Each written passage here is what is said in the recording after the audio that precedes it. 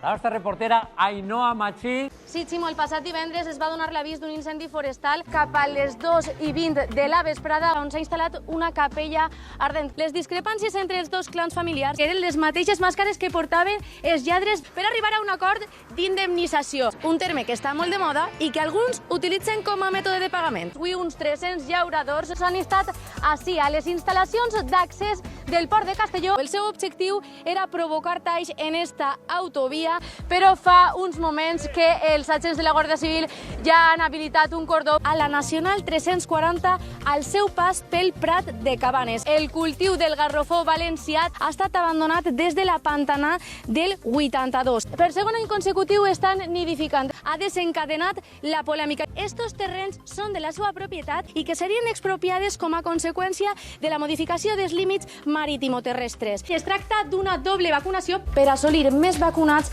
i previndre contagis. El càncer de coll d'úter és el quart més freqüent entre les dones. Les temperatures a hores d'ara ronden els 25 graus. Hem notat un xicotet ascens dels termòmetres, núvols baixos i 4 graus de temperatura ací a Morella. Això ha provocat incidències com la caiguda de branques, tanques. Actualment no tenen subministrament d'aigua potable. Estan repartint garrafes d'aigua totes les setmanes i just fa un any que es va obrir la seva pròpia perruqueria. Això és pura passió per l'atletisme. 100 dècims, el que equivaldria a 40 milions d'euros. De la major embarcació de pesca mai construïda ací a este municipi. Encara no coneguem els guanyadors, però també tindrem dissenyadors de la talla de Agatha Ruiz de la Prada o Dolores Cortés. I és que els concerts, com podreu veure darrere de mi, ja han començat. I crec que avui vaig a poder ballar i de valent. Que me va curar el corazón. Compartió. Com diria mon pare, coneixement.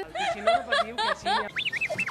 Què diu? Un Un poc xulero, però no molt. Misteri resolt.